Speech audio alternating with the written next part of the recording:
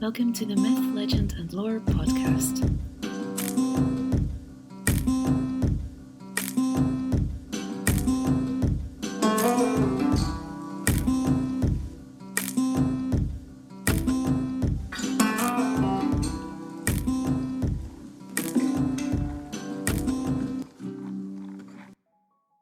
Today, I have the great pleasure of welcoming Professor Carolyne Larrington to the podcast. Carolyne is Professor of Medieval European Literature at the University of Oxford and an author whose books include The Norse Myths, A Guide to Gods and Heroes, The Land of the Green Man, Winter is Coming, and now All Men Must Die, Power and Passion in Game of Thrones.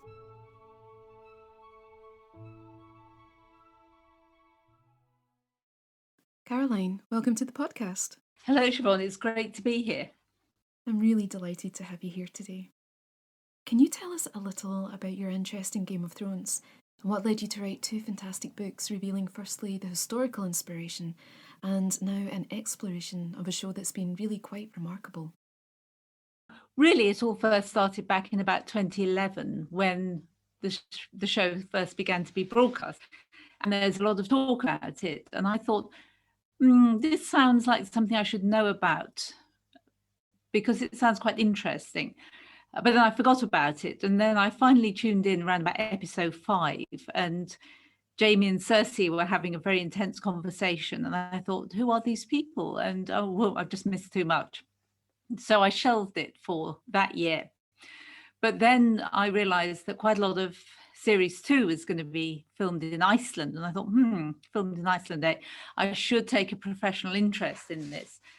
And then I found myself on a plane going to the States in 2012. And my companion just got on the plane and fell asleep immediately. And I was looking to see what there was in the in-flight entertainment. And I came across Game of Thrones. So I thought, oh, okay, that thing. Well, I'll just have a look and see what it's like. And after about 20 minutes, I thought, yes, I am in here. And that was really produced by the northernness and the kind of snowiness of the beginning with that sort of gripping scene with the men riding out from Castle Black. And you don't know who they are or what the castle is. And they're having this conversation about wildlings, and then they go into the haunted forest and they find these weird patterns of corpses on the snow, and then one of them revives. And then you have that wonderful title sequence, and then suddenly everything's normal and you're in Winterfell and you introduced to the family. And then there was Sean Bean too. We're in safe hands if Sean Bean is here. And so I was looking with a kind of critical eye at the way in which the world was being imagined. And I thought, yeah, okay, that seems to make sense. That seems historically plausible in particular contexts. And I suppose one of the key things which really drew me in watching 3 episodes back to back on that journey was the fact perhaps that there wasn't very much the supernatural, that you didn't have a cast of wizards wandering around the place, upending normality. But actually, it was a snapshot of, in that episode, 3 different medieval societies, this kind of quite early medieval society, it seemed, in the north, and then a late medieval society in King's Landing, and then something very barbaric and exotic over the sea in Pentos, where Daenerys was getting married to Khal Drogo. And I thought, yeah, okay, I think what's going on here looks really interesting in terms of a kind of plausibility, if you can talk about plausibility in the context of a fantasy epic. I wonder if you could explain the differences between what we think of as the medieval world and medieval fantasy, and how Game of Thrones might be best described. Well, I suppose the medieval world is a very complicated place in a way, because we're talking about from 500 to 1500, we're talking about 1,000 years. And we're talking about a whole different group of societies and cultures spread all the way across, let's say, Europe and Asia, for the sake of argument, though obviously there's a medieval past in Africa and in the Americas as well. It's just not medieval in the sense of being in the Middle Ages of something, because it doesn't drop into a particular kind of delineated gap between the classical period and the modern period, as it does in Europe and parts of Asia. And so medieval history then includes a huge number of different societies with different religions, differently organized, with different views about the ways in which men and women relate to each other, different views about the family very often, different kinds of social practices. In some ways also quite similar, and maybe the key similarity is that across most of Europe, people are living on the products of agriculture, that farming is absolutely key. Whereas in quite a few parts of Asia, you have nomadic tribesmen who are herding animals and hunting rather than actually being settled and living on farms. And that, I think, is a big social difference that you can see coming out in the show when you see the way that the Dothraki live. And of course, the people above to the north of the wall as well have a rather different kind of social setup, because they have to live in such unpromising environments. And then in fantasy epic, very often you don't get this kind of range. If we think about something like Tolkien, we have a basically Western European Middle Ages, or not even Middle Ages, perhaps in Hobbit Town. In the Shire, things are more like a pre-industrial, quite cozy, rural setup. And then as you leave the Shire and you go into a more medievalized set of cultures, a very Anglo-Saxon one among the riders of Rohirrim. And then you have the kingdom of Gondor, which is very much kind of late medieval society that's waiting for its king to return. And although those societies are well sketched in Tolkien, and he makes a lot of suppositions about what we know about kings and about riders and about halls and so on, what we have in A Game of Thrones, I think, is much more range and variety. And of course, because you're being shown it rather than being told about it, the show can just display things. And although sometimes you have to have somebody explaining stuff, most of the time the showrunners, and I think they're very good at this, trust you to kind of pick it up as you go along. So every now and again, you have to have a conversation where, say, Robert Baratheon reminds Ned Stark of how long they've been friends and Robert's rebellion and how they all fought together to overcome the Mad King. And in episode 1, you think, well, yeah, we've got to have that because we don't know who these people are, what their relationship is. And then sort of notoriously, you have Peter Baelish as well, giving the account of his life to two prostitutes in his brothel in episode 7 of season 1. But most of the rest of the time, the showrunners kind of trust you to keep with what's going on. And that's quite important, I think. And so they don't stop necessarily to explain what a castle is, because everyone knows what a castle is. And you can see there are differences between Winterfell and King's Landing, the Red Keep in King's Landing, but nobody needs to pop up and explain what those differences are. You can work out for yourself that the way in which Ned Stark calls up military power is very different from the way that the Lannisters call up military power, for example. And that reflects an earlier medieval model as against a later medieval model.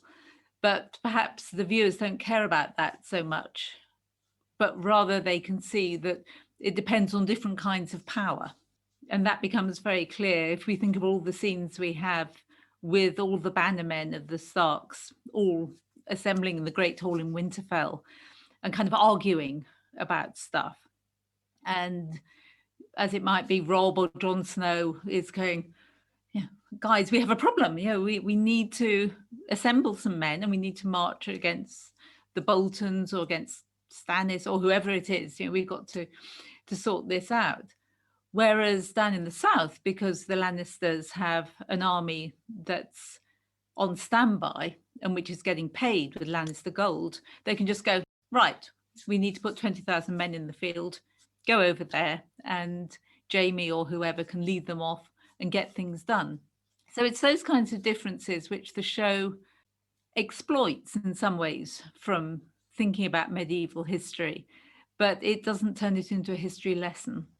It definitely remains entertaining. I remember a scene from the first episode, I think, and it's when the Lannisters arrive at Winterfell and the Starks are all lined up outside to meet them. It was quite a grand entrance, and you really can get a sense of the power of the Lannisters, but there was also an indication of the status between the two groups as well. Yes, it's a very nice demonstration of the kind of showiness of the south and the kind of plainness of the north. They're all in the best clothes, but they're all quite dark and somber, and they might have wool fur adornments, but they're not wearing the kind of red and gold and striking clothing that the Lannisters are so fond of. Robert maybe not so much, but Jaime and Cersei certainly go in for very brilliant colour schemes. And you can see the formality and then how that kind of modulates into the great friendship between Robert and Ned, when Robert just says, "Oh, come here," and gives him a great hug. And Cersei and Jaime are still very much on their kind of high horses, almost literally. The first chapter is Institutions and the Family, and reading about what that actually means from house to house was fascinating. Do you think the emphasis of these bonds and relationships helps us to better understand the motives and actions of some of the characters? I thought it was very interesting to think in terms of family structures, partly because one of the other books I've written is about brothers and sisters in medieval European literature. That's one of the more academic books, but I've been very interested in the relationship between siblings for quite a long time. And so I was struck by a rather useful book that I read about the show in German by an academic called Kerstin Stutterheim, and Heim, I should say, Stutterheim. And she made the point that American shows, by and large, if we're not thinking about something like Star Trek, but really popular American shows are centered on the family. And we might think of, I don't know, if we go back to things like Dynasty, say, or The Waltons is a kind of case in point, just kind of ancient shows from my childhood, or The Cosby Show. And Stutterheim is arguing in some ways that this is because Americans don't have the same kind of institutions and attachments to institutions that we have in Europe, which is maybe debatable, but everybody has a family. And even if families have slightly different structures across the world, depending on whether your older generation lives with you or lives somewhere else, whether you have brothers and sisters under the same roof, even after they're married and so on. Nevertheless, those family patterns are absolutely recognizable. And I think that's what's really contributed to the show being watched in 207 countries across the world, that everybody can see the way that different kinds of families operate. And so what I argue in that first chapter is that in some ways, what we see is a failure in parenting, that the mothers try quite hard to take care of their children, to give them advice, to try and make them grow into better people. But they're thwarted partly by the lack of power that women have, partly by all sorts of other circumstances. And we can look across all the major families and see how badly the mothers come out of it. That the only mother left standing by the end pretty well is Cersei. And her children are all dead. She's pregnant maybe with another one, at least everybody seems to think that. But she can't take the final step that's necessary to protect the life of that unborn child.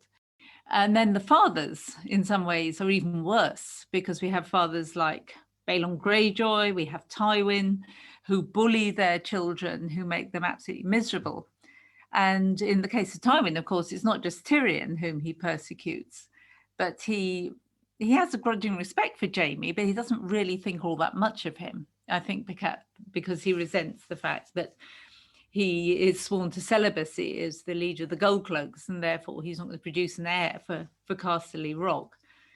And he manipulates Cersei to make her do what she wants, and she just doesn't seem to be able to stand up to him.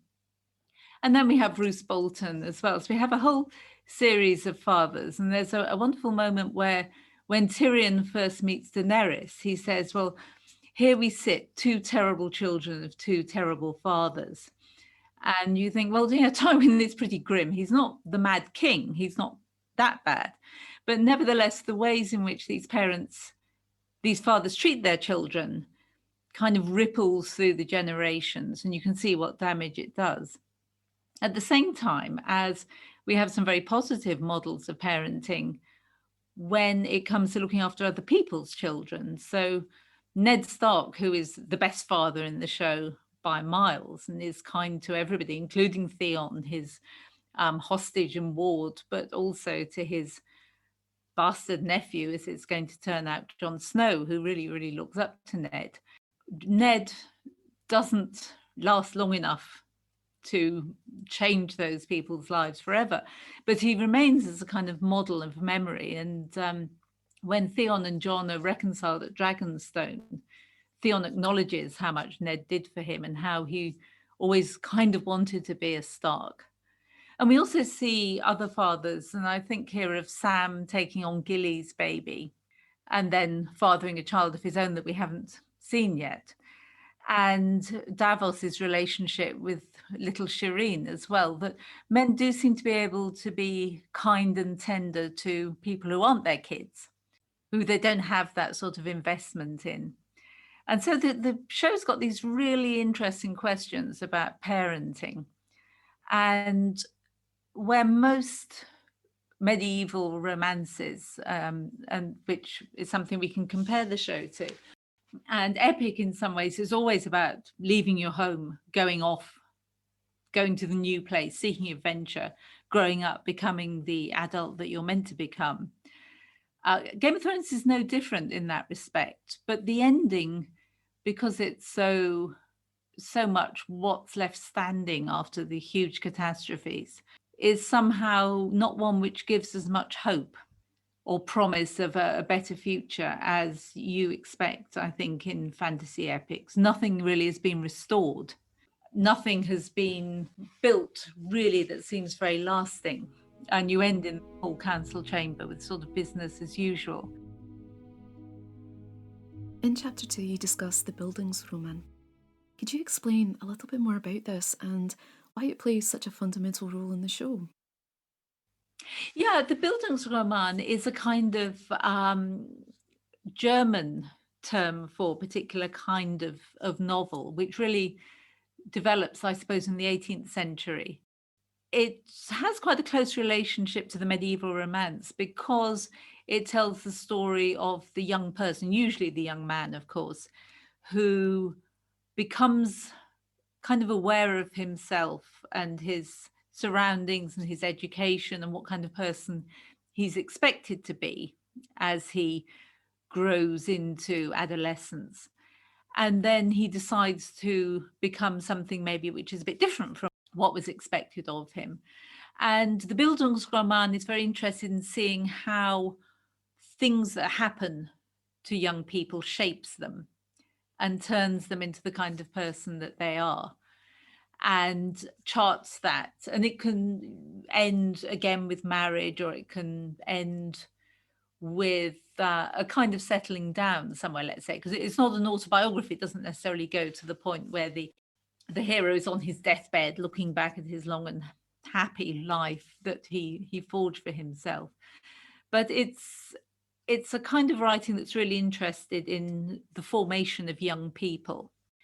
And so to me, it's within the fantasy epic, it's the genre that really frames the show, because the epic gives us the big background, but the individual stories, for the most part, are the stories of the younger generation trying to get away from the models of their parents. So they're the stories of Theon, of Jon, of Daenerys, of Yara, of Arya, of Sansa, of Tyrion, of Bran in some ways, and they all have different paths to take. They all have different journeys, which is the kind of thing that Bran is always saying in his kind of, by the end, in his kind of three-eyed raven, placidly, annoyingly calm way. I think, but this was always meant to be, is what Bran is always saying.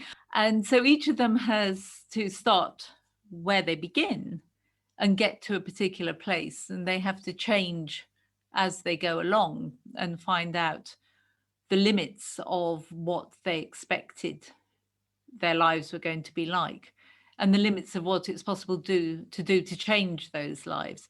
And Arya, I think, is one of the best cases, in a way that her mother sees her as a slightly difficult version of Sansa, but she's supposed to become feminized and domestic, and, as Ned says to her in season 7, marry the nice lord of some holdfast somewhere and have lots of children and just have a normal aristocratic female life. And Arya's, no, this is not what I want. Can you teach me to fight? And Ned indulges her by arranging for her dancing master, Syria Forel, to come and teach her some basic moves.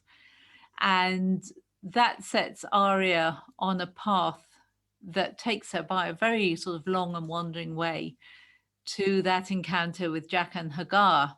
And we still don't know. This is one of the unanswered questions. Was that just chance that he happened to be at Harrenhal and she bumped into him there? Had he come for her in some way that we don't understand? And then after all that wandering around with the hound and learning, I think, some quite important lessons about fighting and killing and being tough, but also some questions about morality as well. She finds herself, or she takes herself off to Braavos and enrolls in the House of Black and White and learns the techniques of the Faceless Men and struggles to become no one, to become someone who's just a servant of the order, and to leave behind that identity of being a Stark. And when she buries Needle, you think, aha, she'll be back for that. And sure enough, in some ways, although I enjoyed some parts of the Braavos storyline, and there was some particularly fine scenes, I think, when Meryn Trant finally got his just desserts. I was very pleased with that. And I was very interested in the way that Arya decided that she couldn't follow through on the contract on Lady Crane just because it was some other actress in the company who was jealous of Lady Crane, who had taken out the contract. And the waif and Jaqen H'ghar would say, well, no, it's not for you to question this. You've been contracted to do it. You have to do it. But Arya won't. And in a sense, that's where her problems with the waif begin. And no, actually, the waif has always been horrible to her, but she becomes particularly horrible after that point. For me, there was a bit too much being knocked around by the waif and being chased around the streets of Braavos. But eventually, she does see the waif off, and then she has had enough and gets Needle and goes, yeah, I'm Arya Stark and I'm going back. And then you see her making her way back to Winterfell, which has this kind of magnetic lure for all the Starks. They just want to get there, whatever it takes. And well, I always think there's a slightly underplayed glimpse of Nymeria, or was it, in the woods on the way back. And then Arya finds herself, in some ways to fan annoyance, but also thwarting everybody's expectations. I think she finds that she's the one who can kill the Night King with that kind of amazing flying leap that she does. And so her story really does illustrate from that moment to coming down to King's Landing. Of course, then she has to finally smother that desire for revenge that she's been waiting for all these years, ever since she saw her father executed, and she's been reciting that list. And then the Hound, of all people, in a way, the one whose life is absolutely driven by the desire to take vengeance on his brother. The Hound persuades her just to turn around and leave Cersei to her fate, which is such great advice, it's got to be said. And I don't know quite what else you could have done with Arya. There wasn't really a career for her in the North, but you couldn't see her adapting to King's Landing either. But certainly some fans sort of wondered about the implications of her getting on that ship and sailing off westward.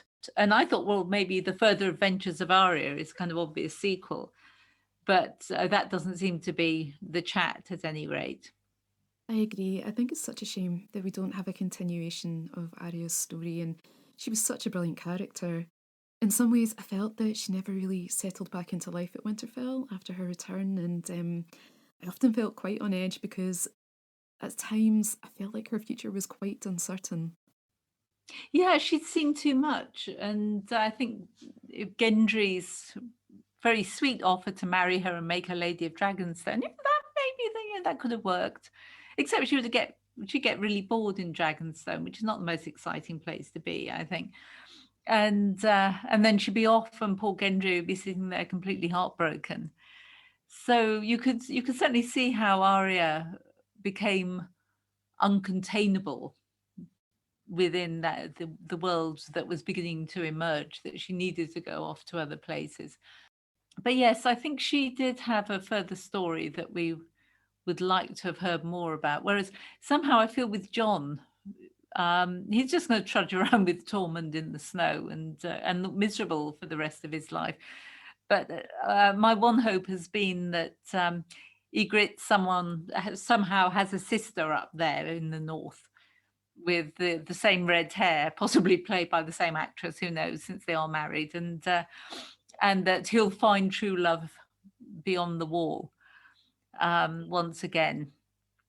But I don't think his story had anything left to give, whereas Arya's does, in a way. There definitely was a sense of closure with Jon, and I would like to think that there was some kind of future happiness for him, but I don't know. Another character that I found interesting was Theon. He certainly wasn't my favourite character to begin with, not by any means. And the psychological and physical abuse that he endured was absolutely horrendous and very hard to watch. However, I felt that by the end he had managed to repair a little of the damage that he had caused in the past. Yeah, it was a really good redemption arc, wasn't it? I think for Theon, because when you look back at the early episodes of season 1, you forget how obnoxious he was, actually. And I think the way he's just thinking about sex all the time, and the way he tries to pull Yara when he gets back to the Iron Islands, and that kind of swagger, and you just think, no, what are you thinking of? Come on. And I was a bit worried that he was actually going to succeed in seducing her. Then you have a big kind of brother-sister incest by accident subplot problem. And to my mind, there were maybe too many scenes of Theon getting tortured, whether it was mentally or physically. But at the same time, in comparison with the books, where the psychological breaking of Theon and transforming him into Reek seems to go on forever, maybe there was slightly too much, but it was necessary to kind of totally destroy him. And even when he's behaving at his worst, though, I think it's quite important that you can see how sort of unsure he is when he takes Winterfell, and he's pretty pleased with himself. Going, ha, look, Dad, see, yeah, I can do this stuff. And so Roderick, the master of arms of Winterfell, challenges him and says, and Master Lewin as well says, this isn't you, Theon. I know you. You're not like this.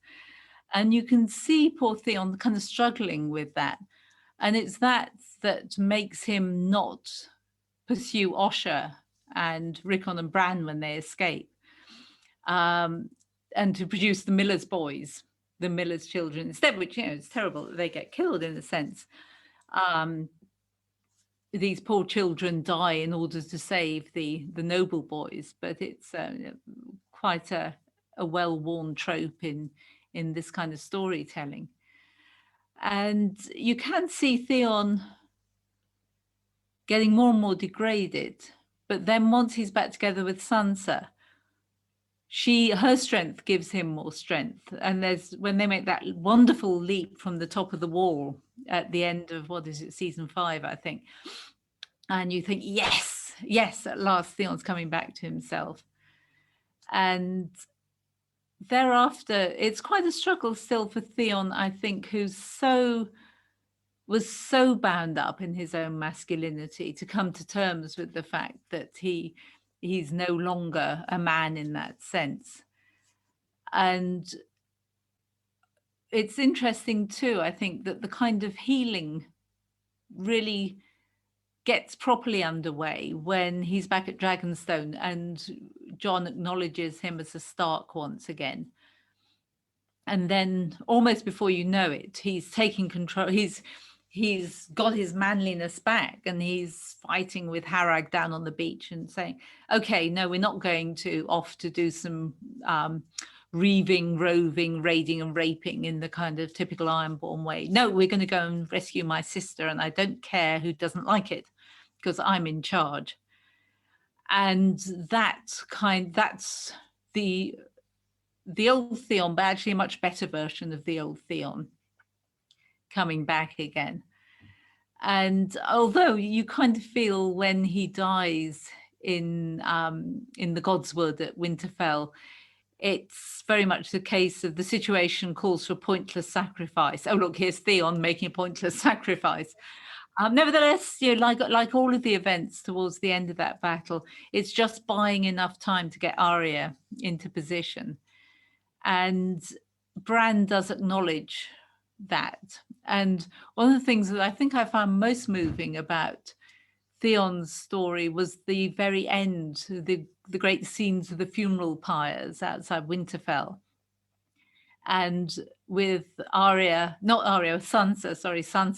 pinning the Stark sigil onto him and reincorporating him into the Starks. And I think that was one of the points at which I may have sniffed. So I don't know that a tear ran down my nose, but I certainly kind of went, oh. Oh, goodness. Oh, absolutely. We know that Theon's torture is caused by Ramsay Bolton. And in the show, there really is a very long list of irredeemable characters. The question of whether monsters are born or made is a really interesting one. In the cases of Joffrey and Ramsay, do you think their horrendous natures are a result of their formative years? I think for Ramsay, I think for both of those boys, it was partly nature and partly nurture. And I think for Ramsay, it was less maybe of a hereditary component. Now, his father was obviously an appalling person in every way, but he wasn't as appalling as Ramsay.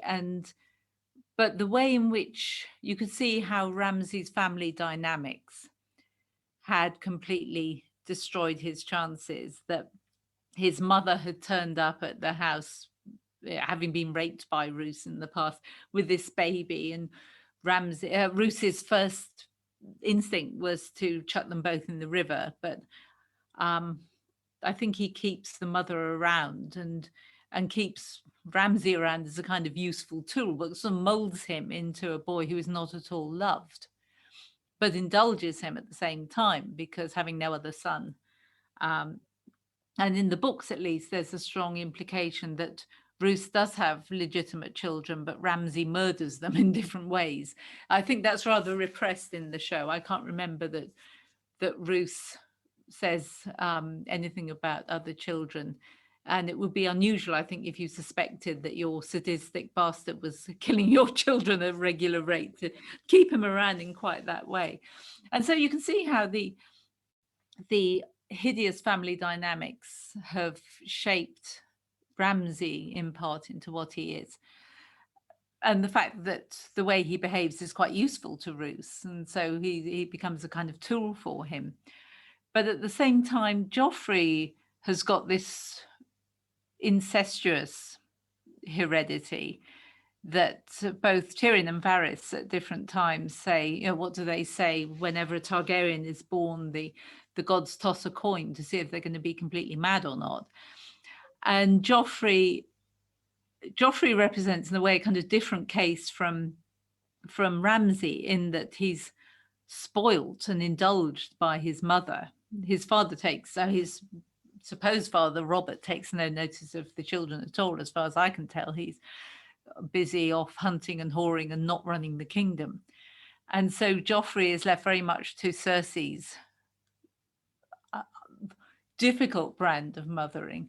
But you can see also from Cersei's conversations with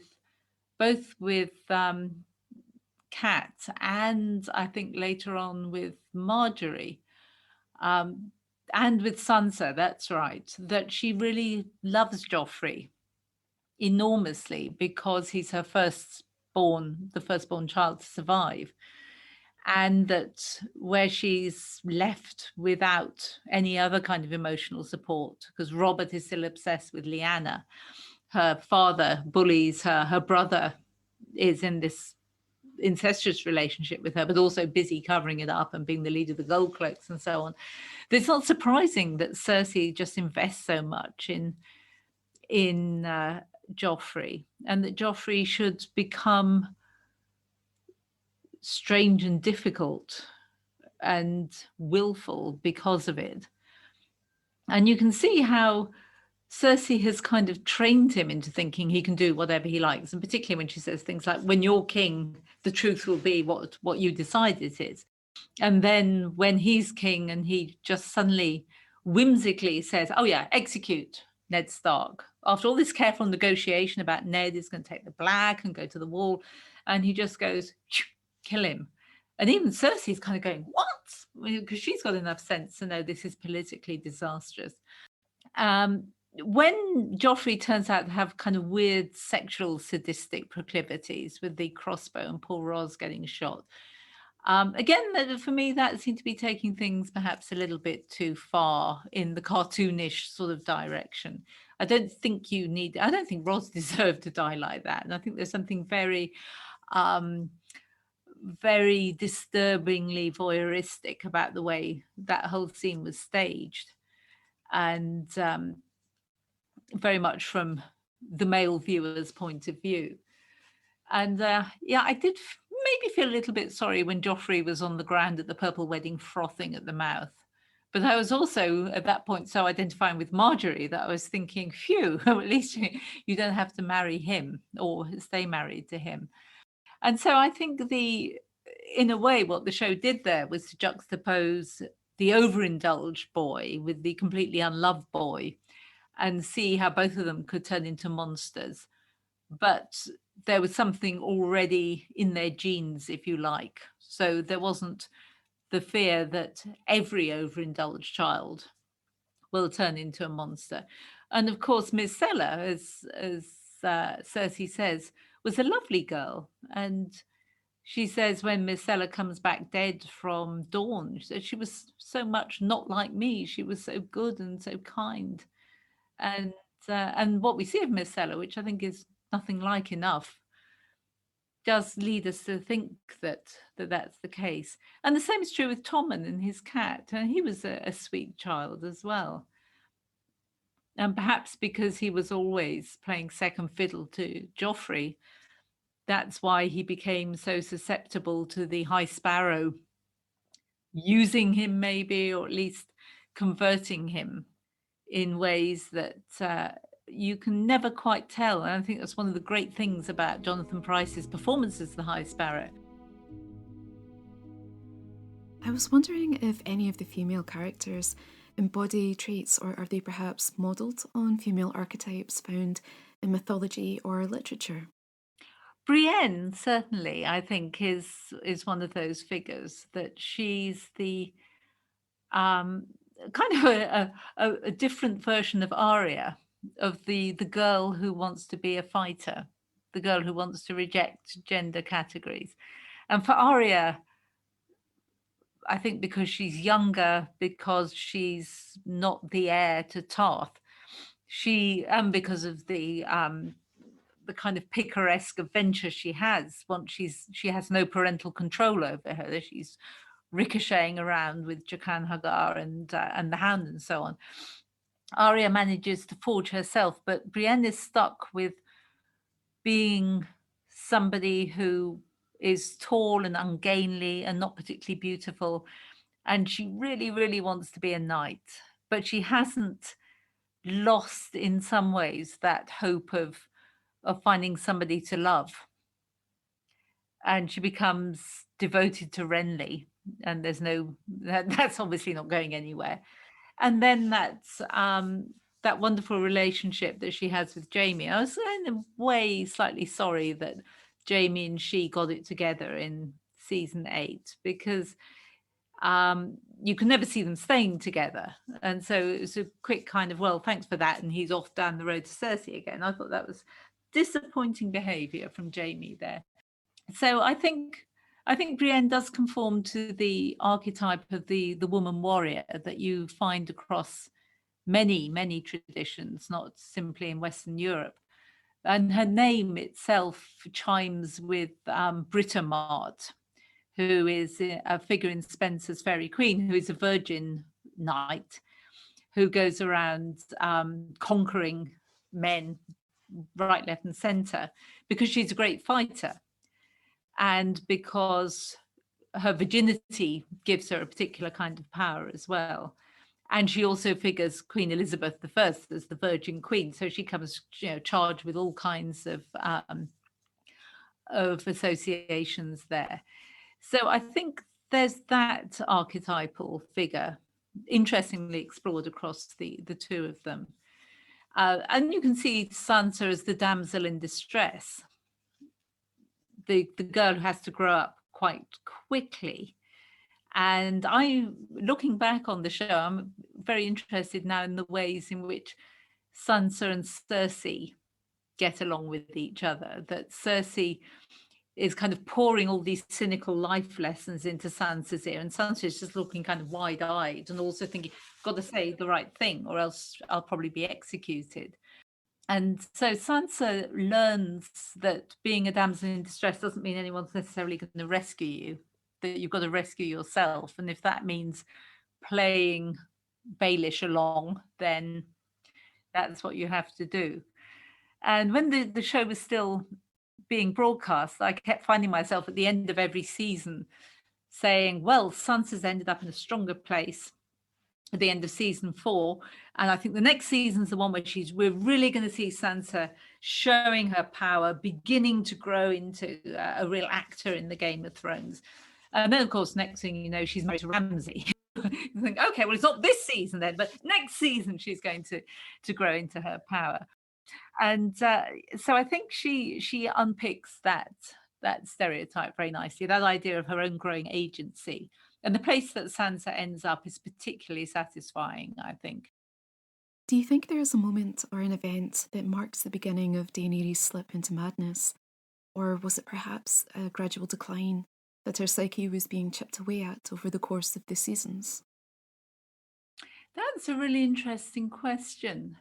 Daniel Weiss says that it's the moment she sees King's Landing from the air, and that flips her over. But quite a few fans and commentators have said no, because that's so much the kind of mad queen trope that something just suddenly makes her flip, and so I don't quite buy that. And I think that's partly because we've had a fair amount of preparation in the form of the increasing revelations about what her father was like. And so when you've got that wonderful scene with Jamie and Brienne in the bath in Harrenhal, isn't it? And Jamie describes what it was like when Brandon Stark was being burnt, and how Jamie became the Kingslayer. And you think, that's awful, but our Daenerys is not at all like that, is she? She couldn't be mad in the way that her father is. We've seen her come through so much with such cleverness and resolution, and with a very strong moral sense. That's not her. But then we have, the crucifixion and the burning of the carls.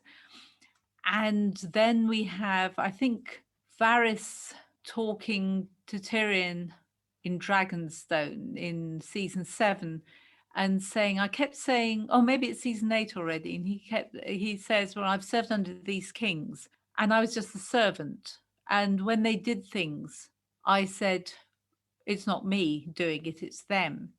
But when the Mad King was burning people, I stood back. And so those reminders of her father become more and more critical, I think, at this point. And although when she's at Winterfell, you can see that she's under a lot of strain because Sansa is being snotty to her and everybody else is going, oh, Jon, how great to see you. No, you, not so much. And the way that she feels completely excluded from this northern identity and the family warmth and so on, you can see that beginning to niggle at her. And then Jon says, well, now I know who I am. Obviously, I'm not going to take the throne from you. And a degree of paranoia is sown in Daenerys at that point, I think for good reasons, because you can see exactly how, as Barristan and Jorah had warned her, back in Meereen all that time ago, the great houses are the ones you've got to carry along with you if you want to be king, or if you want to sit on the Iron Throne. And the great houses are going to look at Jon and they're going to look at her and go, we'll take the man, thank you. Now he's legitimate. And you could solve this conventionally by marrying the pair of them, but Jon is not going to buy into an incestuous relationship. And although this has been fine in the history of the Targaryens up until now, I think it's the crumbling of her romantic hopes, along with her sense of exclusion from the family, that tips Daenerys over. But it's also a kind of messiah complex, that she does know what's best for everybody. And that's been building ever since she arrived at Slavers Bay, where she went not really on some great liberating mission exactly, as to try and get some manpower in order to invade Westeros. So it wasn't like she'd heard from afar how awful conditions were in Slavers Bay and she thought, oh, I must go and sort it out. It's really quite pragmatic. She needs the Unsullied as her military base. And she's quite hard-nosed when she's talking to Jorah and Barristan about it. And she says, basically, what are the optics if I turn up in Westeros with a slave army, knowing how strongly people in Westeros feel about slavery? And Jorah and Barristan are going, well, that's not really going to work terribly well. And she goes, no, I know. And then she has the brilliant idea of buying all of the Unsullied and then liberating them, which is great strategy. But then she finds herself kind of stuck in Meereen and trying to make things better. And you can see that having kind of abolished slavery and having kind of got things to work in Meereen, though really clearing off just at the point where you got a kind of status quo, but you left Dario Naharis in charge and you're thinking, really? And full abolition of slavery is not going to come in for another 7 years. You're thinking, yeah, okay, well, that was about 6 out of 10, some points for trying, I think. But she's, because she has the dragons, and of course that's so critical to the balance of power, she thinks, yeah, well, I can make people be good. I can force them into doing what's best for them and for me. And what's good for me must be good for everybody because I'm basically a good person. And I think if you'd had a moment after she's burnt down King's Landing where she kind of went, my God, what was that all about? What was I even thinking? I've just torched my new capital. This must never happen again. I'm really sorry. Things could have panned out differently. But that final speech, that final conversation she has with Jon, when she's still trying to say, look, I'm right, I can save the world because I know what's good for everybody. And when she fatally says, when John says, well, what about the people who don't want to be saved? And she says, well, they don't get to choose. And she echoes what Tyrion had been saying in the cell just before, when John is still humming and hawing, and Tyrion goes, well, what about your sisters? Do you think they'll choose to follow Daenerys? And John has said, well, they don't get to choose. And you can see how that dialogue carries across, and that's the point at which he knows that he's got to act. And so I'm not sure that Daenerys's madness comes out of nowhere, but I'm not sure that it's as developed as it kind of needed, perhaps, partly because I think the showrunners were hedging their bets up until probably well into season 7 as to what was going to happen. And so you don't want to make Daenerys completely barking mad at that stage. Otherwise, we'll all be quite pleased by the time she's bumped off finally. I think as we kind of were with Cersei. And so, although we're told that Martin had told the showrunners where all the characters were meant to end up, and so Daenerys probably always was going to end up dead, but how she ends up dead might have been a series of choices that the showrunners were open to make. At the end of the last season, we find women in key positions of power despite the suffering they've endured. For example, Sansa, Yara, Brienne, and to a degree, Arya. Do you think this is significant when we consider elements of violence involving women throughout the series?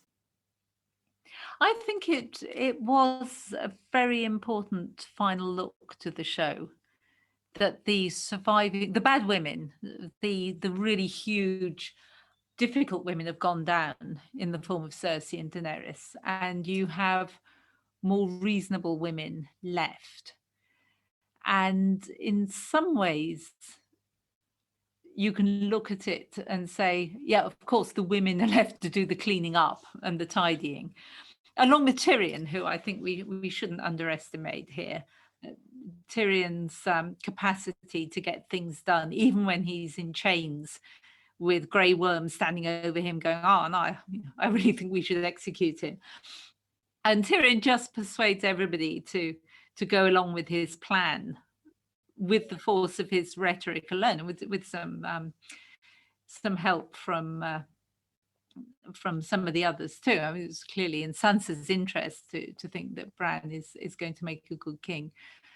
But I think it is important that we see Arya in command of her own ship, going off to explore the new adventures that are coming her way, and that we see Sansa as Queen of the North, because she's never been, or so we thought, that political.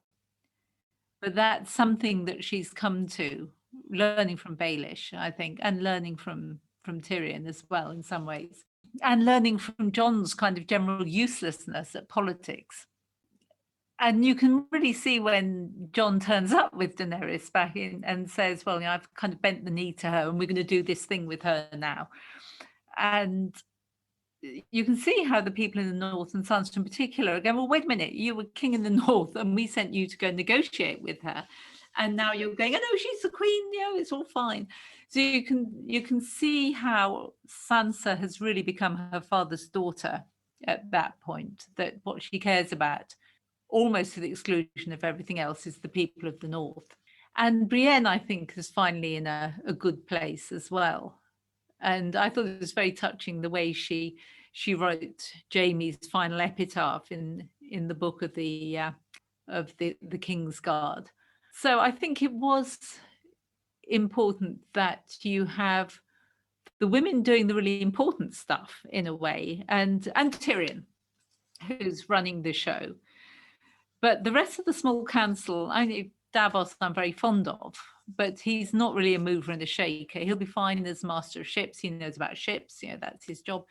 Bronn, maybe promoted beyond his merits in some ways. And Bran is shaping up, it seemed to me, to be a kind of do-nothing king. Now, I'd like to think he's a philosopher king and he's going to come up with great plans and thoughts, and then Tyrion will put them into action. But when he's wheeled in by Pod and he kind of goes, "What are you all doing?" "Oh, very good. Carry on.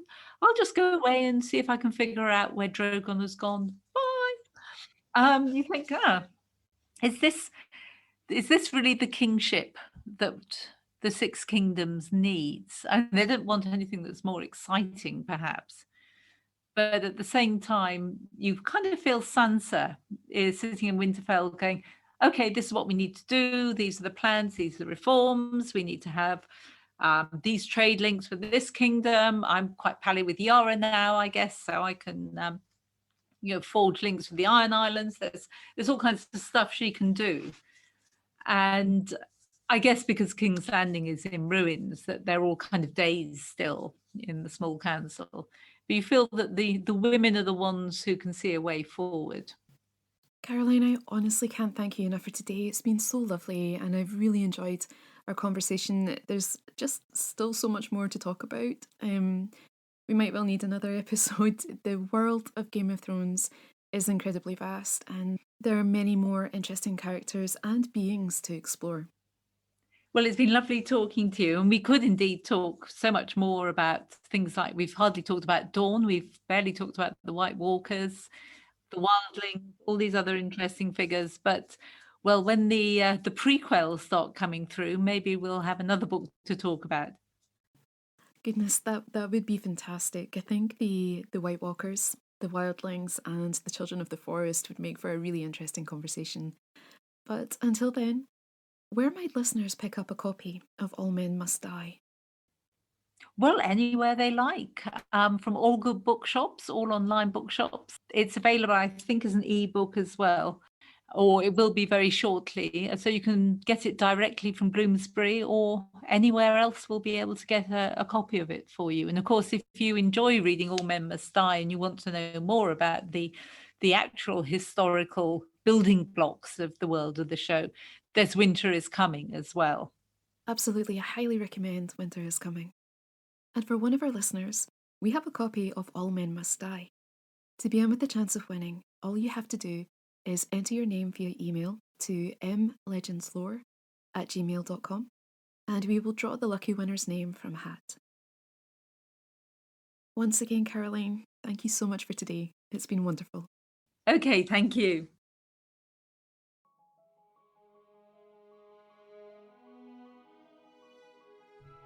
As always, feel free to get in touch on email mlegendslore@gmail.com, over on Twitter @loremyth, or Facebook and even the YouTube channel. Keep safe. Take care for now. I'm Siobhan Clark, and you've been listening to the Myth, Legend and Lore podcast.